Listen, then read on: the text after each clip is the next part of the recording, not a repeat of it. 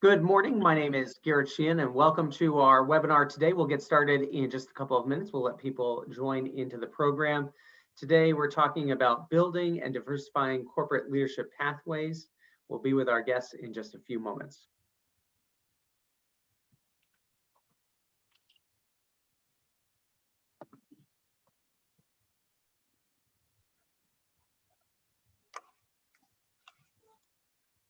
If you're just joining us, thank you. We'll get started in just another moment.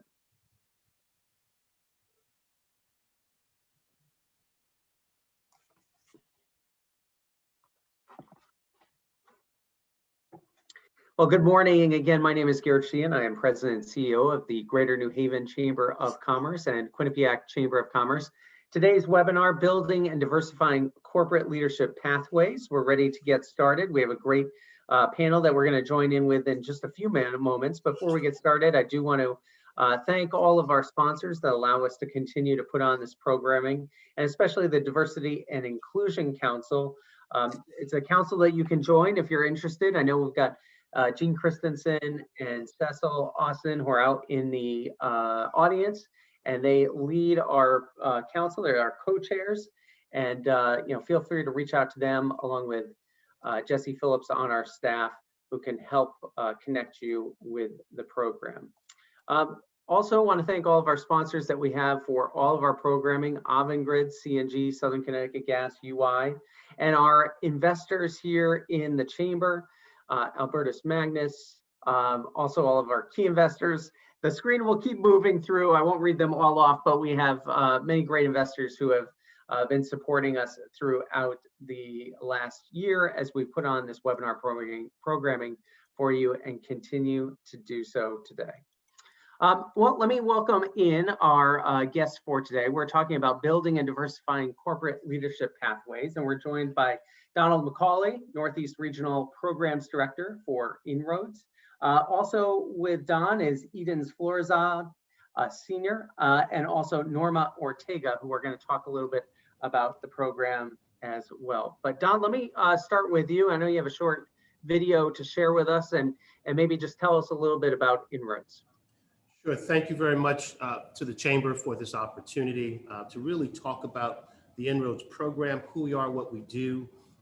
I think hopefully by the end of this session, you'll get to learn more about the genesis of the organization, which I think is very relevant today. I have a very quick video, which I'd like to use now.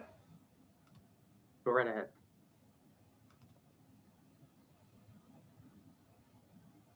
This would have been the mid-'60s, very tumultuous time in American history. My dad would have inner city kids come spend the weekend at our home, which was in this suburban Connecticut town. Quite an odd thing, but nonetheless, he was unwavered.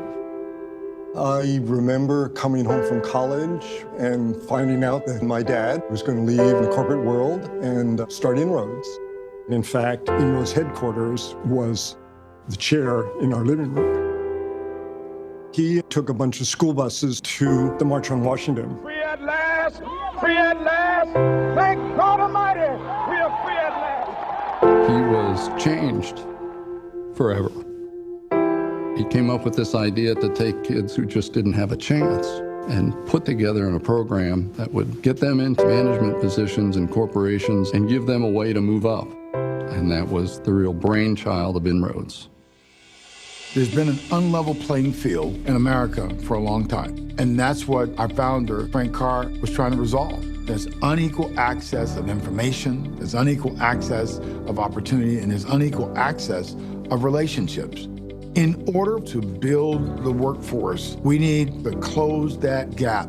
Frank Carr started with African Americans in 1970. And today, with other minorities, we're now 28,000 alumni strong, and we've touched 154,000 lives.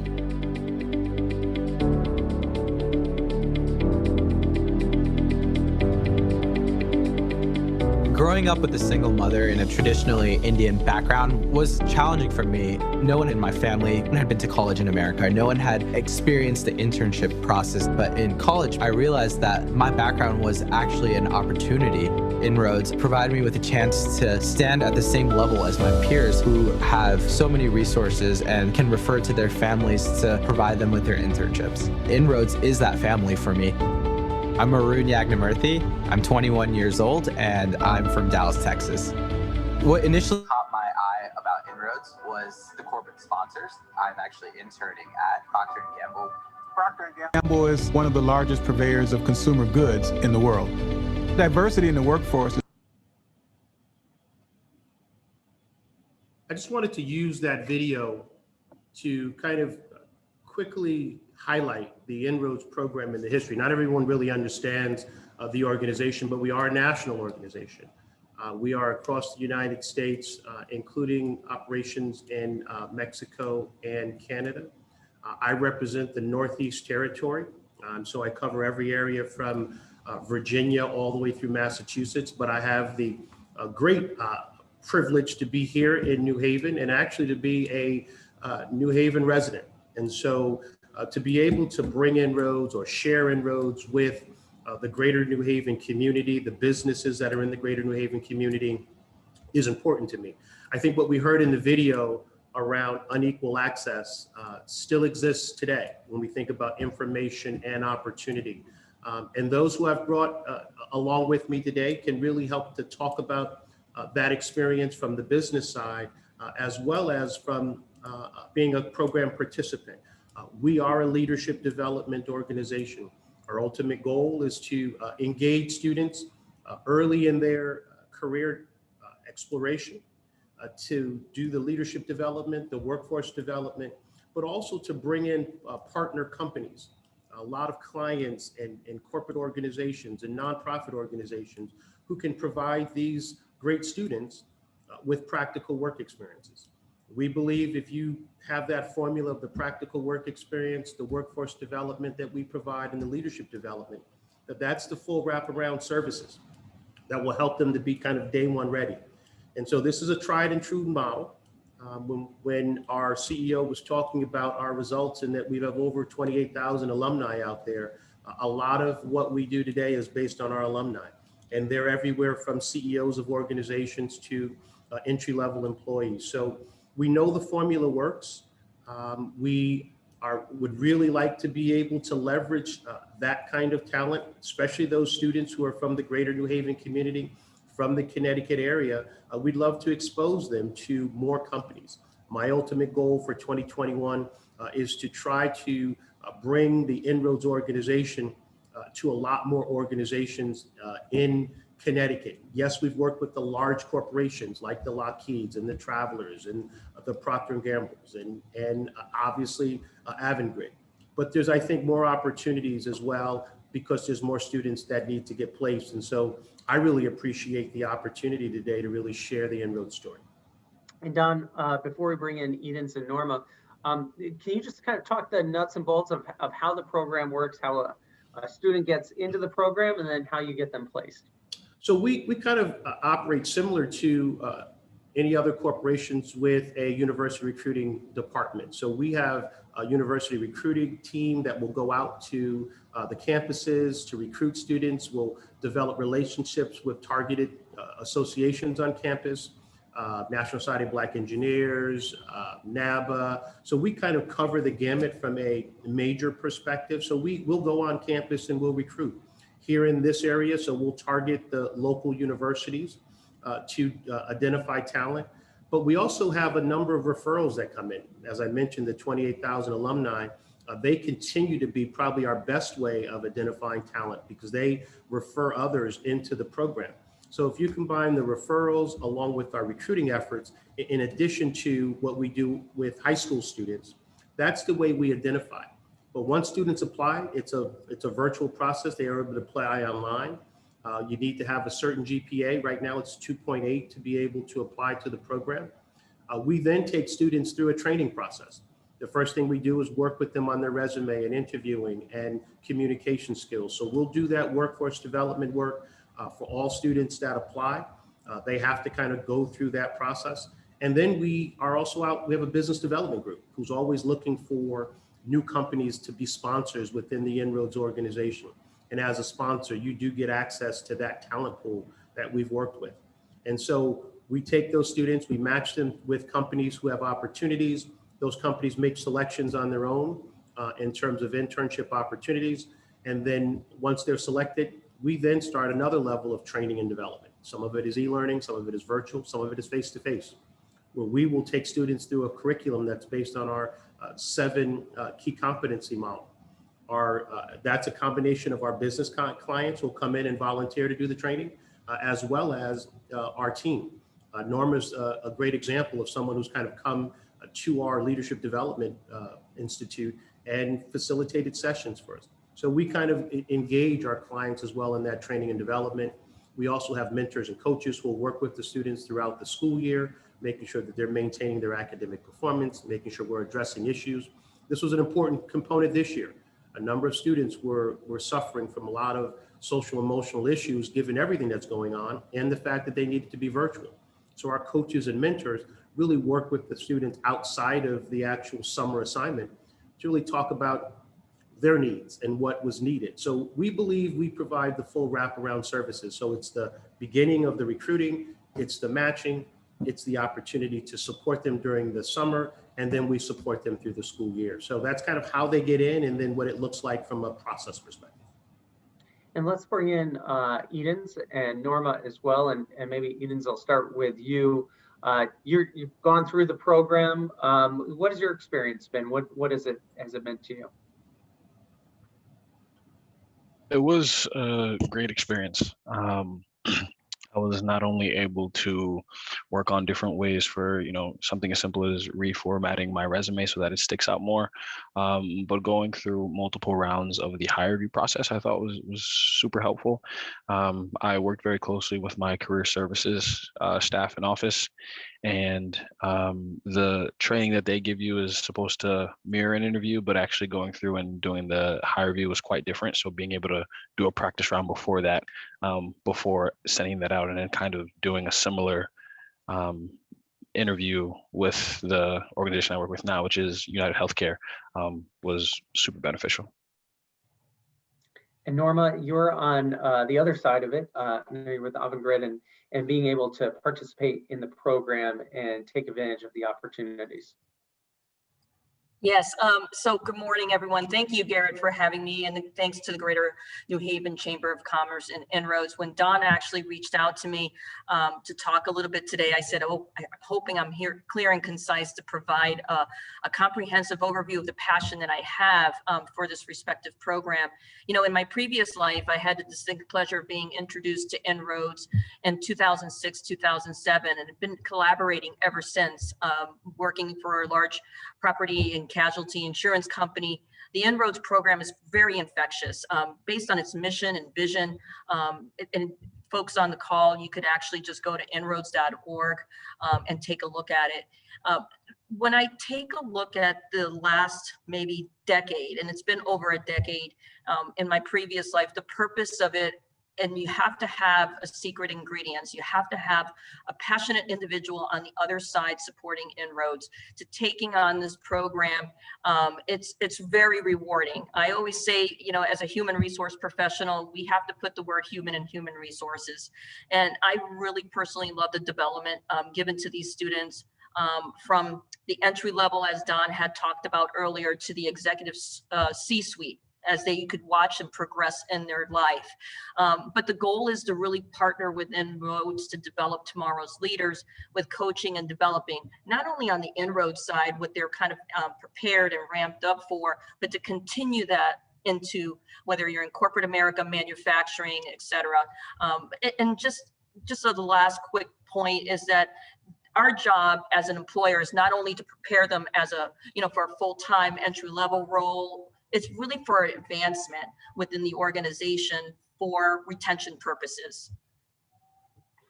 Nora, let me start with you on this question. If you go around corporate America today, everyone's saying they want to diversify the C-suite and throughout their entire company. What are the challenges that you see businesses run into in trying to actually do that, and what are some of the ways to be able to overcome that? That's a great question, Garrett. And every organization will maybe have to have what is their true purpose and vision to accomplish that goal. It's have a strong infrastructure. An infrastructure, it could be a couple of different things, and having employee resource groups or business resource groups that represent the community that we reside in today. And what is that purpose, and how does that manifest throughout the organization? Having succession plannings that help these individuals progress and stretching and developing them in their organization. And again, going back, and I can reminisce on a couple of these participants, these students that really started as a sophomore or junior, and how they worked their way up. I actually worked in an organization where we didn't have business resource groups, but we had a group of committed individuals from the executive down to the program coordinator, program manager supporting Inroads, and ensuring that these students are stretched, given presentations, given the opportunity to sell themselves in front of the community within corporate America or any financial institution, et cetera, right? I think it's really important to kind of understand and identify, what you're looking for. Identify talent first, and then include that, be an inclusive and equitable organization to kind of bring them in and have them go in certain positions, whether they're in a leadership and development rotational program. If you don't have a leadership and a development rotational program, then start small and then go big. And that's what we did when I was over at the Travelers. We started in 2006, 2007 with 3 interns, and then it manifested over into over 50 to become a national partner. So there's a couple of other ingredients that are involved, but getting the Knights of the Round Table, getting key executives, your human resource professionals, the diversity officer, and a CEO of the organization to make a true commitment towards this program or towards diversity. Yeah, and I should recognize Frank Reynolds just came on as the CEO of UI and the other operating companies in Connecticut and Massachusetts with Avangrid as well. So that's a great step forward, and we're excited about Frank. Don, maybe I'll turn back to you in this general question of corporate America. And there is a lack of diversity. This is something that you guys this is part of the mission to try to address. Actually, it's our mission to address. It is an ongoing journey. We know that it's not going to change. We've been in existence now for 50 years. So we just celebrated our 50th anniversary this past November. But the same general premise exists today: access, information, opportunity. So we know we've made progress, but we have to continue on that path. We believe we're at a pivotal point in America right now, with all of the social injustice and the environment that we're working with. We believe that there is an opportunity because I guess the community has been awakened to things that are happening. And so I think we'll start to see more change. We are receiving a number of phone calls in regards to what Inroads can help an organization do. But I do believe it begins with commitment. It begins with engagement from the leader, from the organization, and it begins with the management. So it's great to have a senior leader buy in, but you also have to have your management team also buy in. We recognize that there's some unconscious bias out there. The more we're able to uncover that, unpack that, address it, move through it, then we believe the organization will be more successful and more productive. So we believe we have a couple of the tools, but a lot of this begins with the commitment from the organization that it's not kind of a nice to do today, but that it's a part of the overall business fabric. I'm sure you've heard this more times than you want to. Businesses saying, "Oh, well, we want to hire a diversified candidate, we just can't find the qualified applicants." That's when they need to dig in deeper. What do you tell them at that point? We also start to dig at what is behind that, and maybe we need to develop that. So if you're trying to find a number of PhD neuroscience candidates, I may say there's probably not a lot, right? But that doesn't mean that we can't be a part of a program that helps develop that pipeline, which is why the internships become so key, because the opportunity to expose students to an organization gives the organization an opportunity to see more about that student and develop that cultural connection to the student, which is different than a 1 hour or a 30-minute interview. Internships help to do two things: break through some of the unconscious bias that exists, because you're able to put individuals in organizations and spend time with them, develop relationships. But once again, that does require commitment. So I really ask them to make the commitment, but I show them the results. I say, here's what we've been able to do, and here's where our students are today and the success that we've had. You can be a part of that, but you got to make a commitment. And is there a point, and Norma, feel free to jump in on this too, where you need business leaders to take a leap? And that's not a big leap, but that people are going to come from different backgrounds. Those resumes are not all going to look the same, but you very well may have the most qualified candidate that has a different look than what you've used in the past or you've expected in the past. So I'll actually start that, Norma, you can jump in. The resumes, I mean, you think about students and a bias, and we all come with a certain bias. It could be a school bias, it could be a geography bias, and we have to start to recognize when that bias is at play. So I think the biggest piece for leaders and all who are in the selection process and the identification process is to be able to go down that path and recognize when bias is at play. Yes, we also have to push a little bit. And so organizations have to be comfortable, and leadership has to be comfortable having those courageous conversations and pushing for more answers in terms of, why not? So why isn't there a diverse pool of candidates? Why isn't there more women on this particular slate? And the more you start to ask the question why, you will begin to start to change behavior. Norma? Yes, thank you. And Don well said. It starts really at the top. Our Chief Human Resource Officer, Pete Church at Avangrid, who Don McCauley knows very well, has a passion for diversity, and he's just not saying it just to say it. When I had joined about a year ago, Pete actually singled me out and talked with me a little bit about the partnership that he wanted to institute at Avangrid with Inroads. So to answer the question, we really need to kind of put a structure into place. You need a representative to focus on workplace inclusion. And start with whatever your vision would be and increase that representation. You could start small and work your way larger. And at Avangrid, we had, I would say, a 50-50% representation of men and women. We're focusing in the field of energy, data science, engineering, to corporate type of positions. And what's important is that we're building the infrastructure, building the community to establish what those tangible specialties and positions that we're focusing on, working with institutional partners regionally, as well as locally and nationally. And then lastly, kind of really driving an opportunity to remove barriers through education and awareness and training, like partners like Inroads.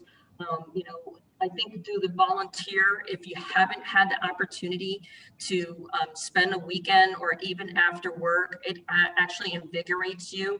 I don't know about everybody on this call, but I could easily put a 60-70 hour work week. But when it comes to helping students and helping them navigate on the unspoken rules in the workplace or the spoken rules in the workplace, these are opportunities that we could really expand and help as a company at Avangrid with Inroads. But as you in the audience can actually do, it just takes time, and it takes the right people to put the right strategic plans into place and work cohesively to understand what is the return on investment that you're looking for. And if I can hop in there for a second, go right ahead. I just to echo a little bit of what everyone has already said, I have direct experience with that. I remember getting an email from Don asking me about an opening that he had with United Healthcare, and I was a little nervous, to be honest, simply because I'm a philosopher by training. I was a philosophy and Africana studies double major, and when I look at the position, it was data analysis, skills in Excel, things of that nature, computer stuff that I'm not had no practice in, no training, and not particularly skilled in. And we prepped for it, and at the end of the day, it was just going in there and have a conversation. And when I interviewed with my now manager, and I expressed my concerns to her. She said, those are things that we can teach you, but you can't teach someone to have a conversation with folks. And I think had it not been for the initial email that Don sent, had it not been for the encouragement that I had gotten, and had it not been for the opportunity in the first place from Inroads, right? Because I don't have any family that works in corporate America. I'm the son of 2 Haitian immigrants. So to be able to be in the position in the first place because of Inroads, and then get some of that training over the summer. Not only did I learn some of those skills from my manager from being on my team, but also Inroads had, corporate tutoring sessions, essentially, Excel tips and trainings, once or twice a week. And those are things that I was not doing in school that I was able to learn on the job. But had I not been in the first place, still something I probably wouldn't have known. And that's why I'm very much grateful and appreciative for the opportunity that I had.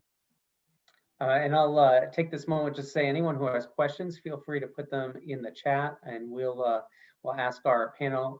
Edens, I don't want to put you on the spot about your future plans, but do you feel like there's the pathway for you?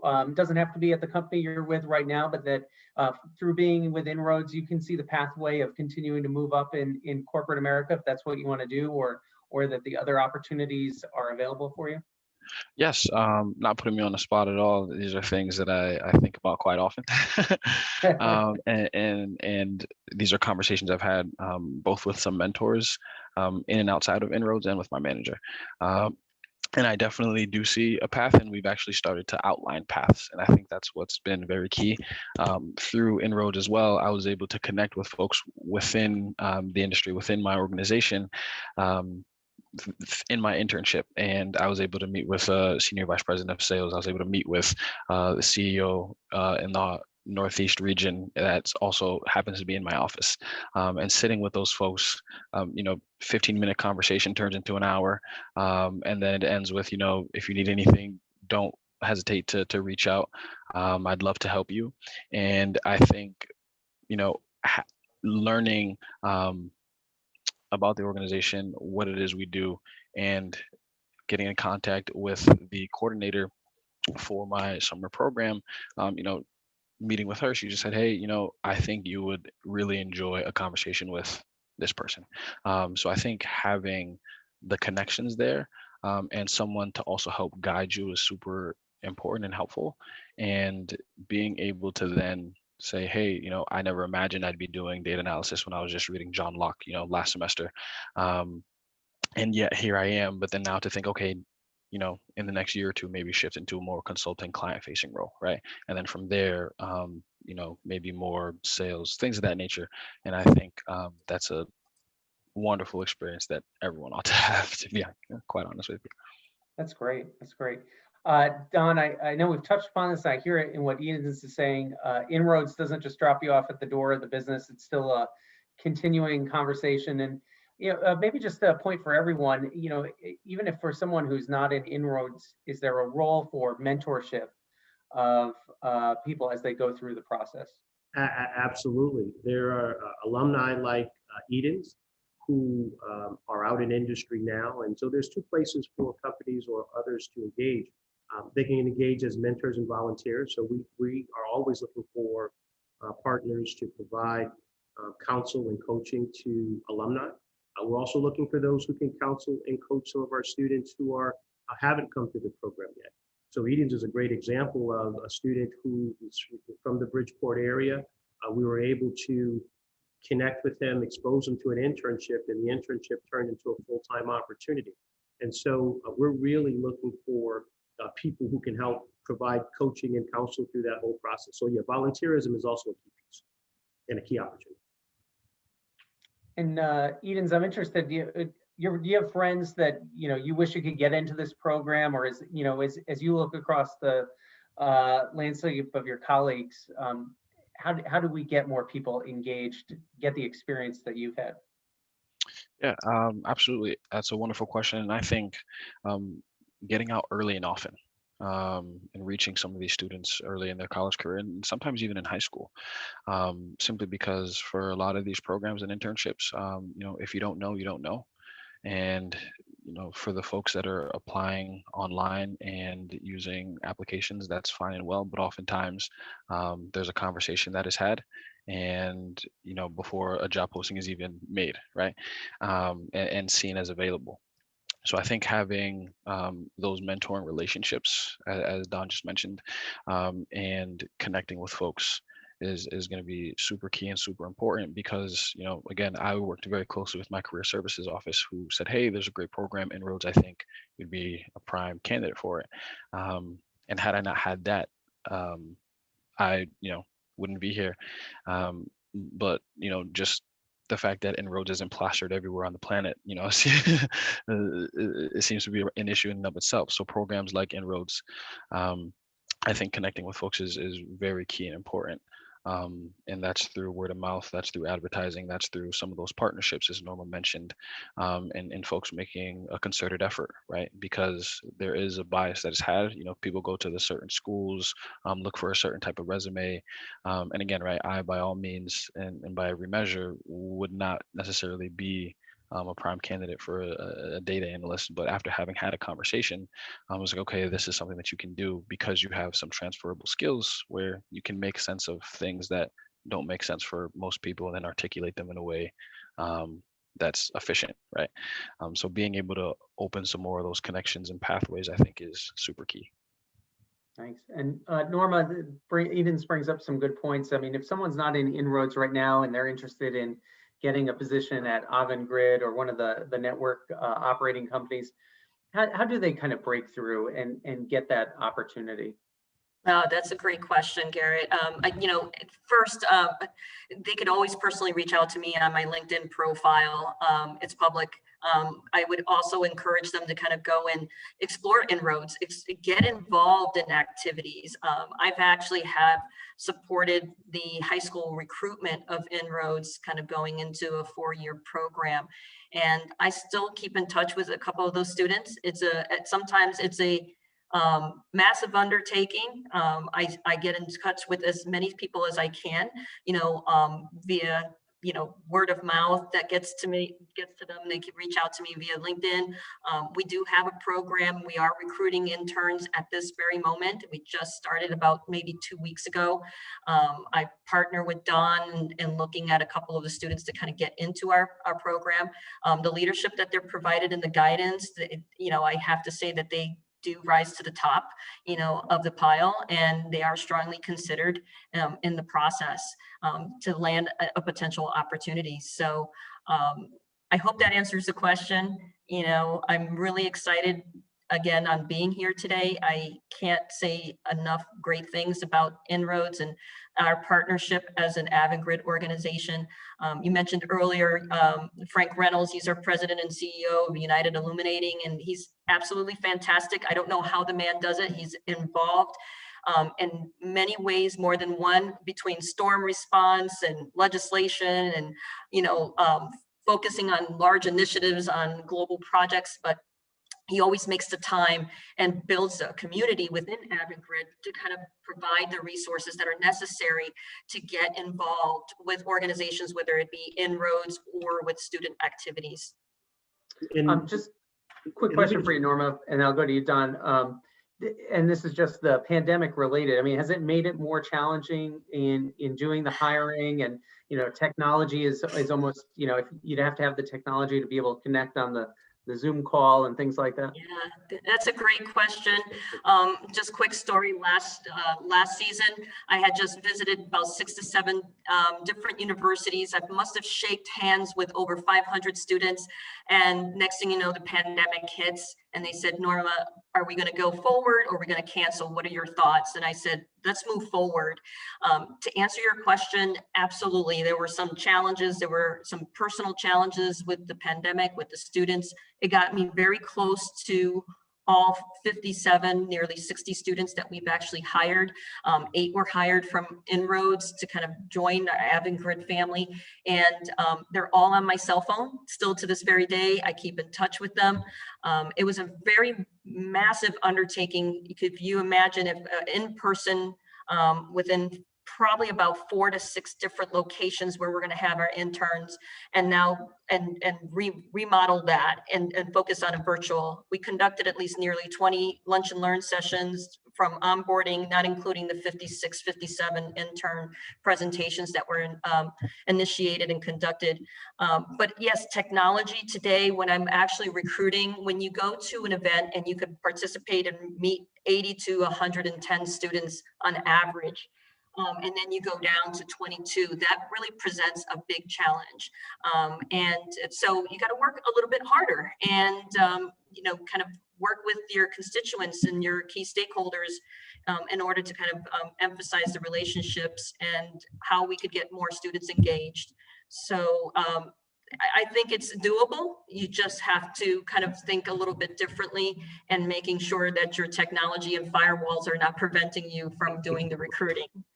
And I think to add to Norma, and this is something we've experienced with Inroads, it's been very difficult recruiting virtually, just the normal career fair process.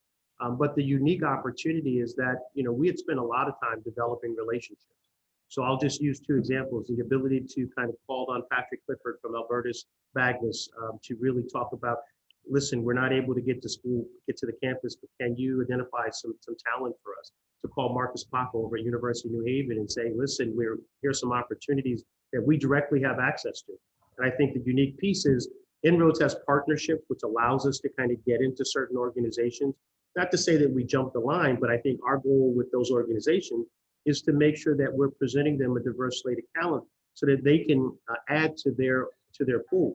So it's to an organization or a university's advantage, those who are working career services, that we partner with. So we've had to be a little creative, LinkedIn and other social platforms to really identify talent. So hasn't been easy, but you had to be pretty creative during this time. And Don, we do have a question. If you can just clarify the opportunities for high school students. We talked about college opportunities and how you can interact with high school students. So for the past 4 years, we've had a Career Links program, which is a pre-college program for high school seniors.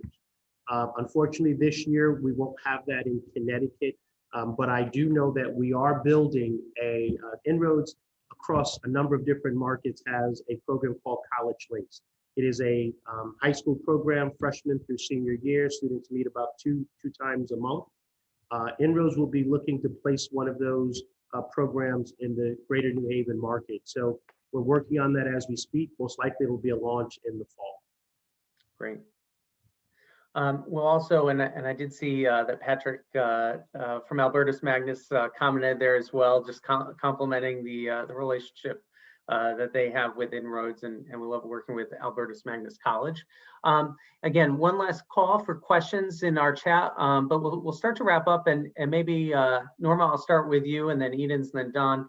Just kind of a final thought on how we address this overall challenge. We are in Black History Month. I want to recognize that, and the goal here is to diversify corporate roles, corporate positions, and change the face of corporate America. So Norma, your final thoughts on that. Lead by example.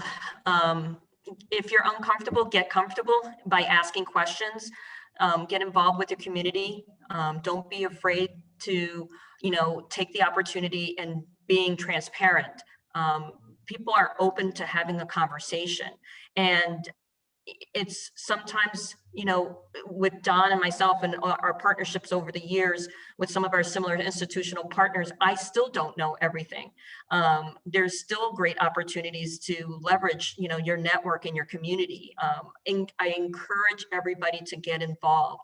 It doesn't matter how small, how big, it's just making a difference one person at a time to a group. At the end, it is a very rewarding. It may not be monetary, but it fills the soul, it fills the heart. So what I would encourage people is to really take an opportunity and start exploring. Reach out to Don.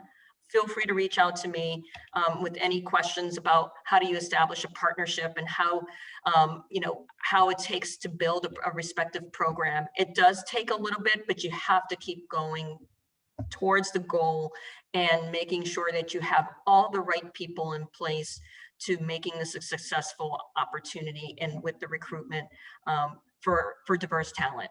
Edens? Yeah, I think the key word that Norma mentioned just now is partnership. And I think folks are going to have to make a concerted effort, because oftentimes what we see is, folks will do a fundraiser, make a grant, make a donation, and sort of distance themselves from the problem in that way. And I think when we hold ourselves accountable and start actually taking concerted efforts in partnering with a program like Inroads, other diverse programs, and actually going out to find talent. And if you can't find talent, change the ways in which you're looking for talent. Right, because it's not for a lack of talent, it's for the systems that we have in place, whether designed or not picking up on those diverse candidates. And I think when we can do that, then we can start to see a gradual shift. Thanks, Edens. And Don? I would just say, as Inroads, the impetus of Inroads kind of came from the March on Washington. So I'll close with this Dr. King quote, which said, "Change does not roll in on the wheels of inevitability, but comes through continuous struggle." So we have to continue to push. Inroads is one of the organizations. Obviously, there are other organizations out there, but I know that the model is tried and true. We've had great success with our students. We've demonstrated that even here on this conference, on this call. We'd love the opportunity to share and talk more about the Inroads program. So we thank you, the Chamber, for giving us this opportunity to talk about the Inroads program. Great, thank you, Don.